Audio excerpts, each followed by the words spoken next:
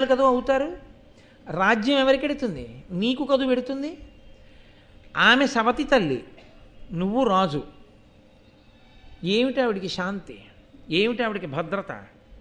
రేపు ఏదైనా జరగరానిది జరిగిన తర్వాత రాజుకి ఆవిడ పరిస్థితి సొంత తల్లి కాదుగా. కాబట్టి నువ్వు శత్రురుణం ఉంచుతావా?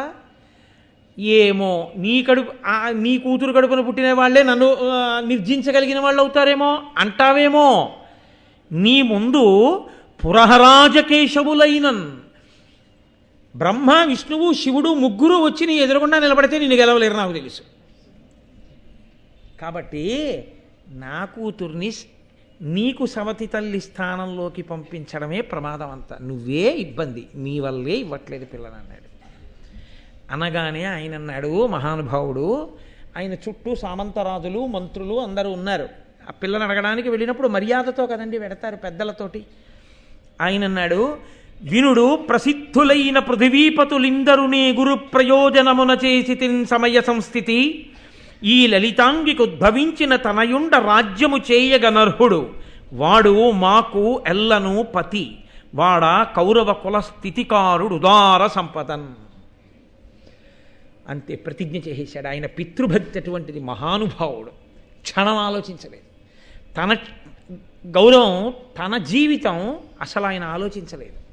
నాన్నగారి కోరిక తీరాలంతే. ఎంత పితృభక్తి పరాయణుడు మహానుభావుడు. ఆయన చదువుకున్న ధర్మాలు అటువంటివి పెద్దల దగ్గర. ఇదిగో ఇంతమంది పృథివీపతుల ఎదురుగుండా నేను ప్రమాణం చేస్తున్నాను, నా తండ్రి యొక్క ప్రయోజనం కోసం నువ్వు నీ పిల్లని కానీ మా తండ్రికి ఇచ్చి వివాహం చేస్తే నీ కుమార్తె కడుపున పుట్టినటువంటి పిల్లవాడే ఈ కురు సామ్రాజ్యమునకంతటికీ అధికారి. అతడే సింహాసనం మీద కూర్చుంటాడు. నేను అతనిని అనువర్తిస్తాను, అతనికి సేవలు చేస్తాను. ఆయన కర్మ అండి. ఏమి పితృభక్తి, ఏమి మహాపురుషుడు, ఏమి ధర్మం నిజంగా.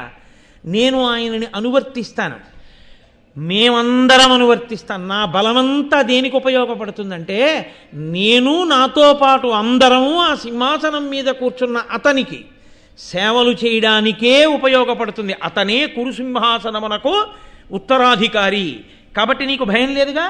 ఇప్పుడు మీ అమ్మాయిని మా నాన్నగారికి అంటే దాశరథి అన్నాడు, నీ వకిల ధర్మవిదుడవు కావున నీకిట్లా చేయగా దొరకొనియన్. భావి భవత్సుతులు ఇట్టిరే. నీ విహిత స్థితియు సలుప నేర్తురే అని నన్ను. మంచిదే, ఎంత ధర్మాత్ముడివి. తండ్రి కోసం సింహాసనం వదిలేశావు.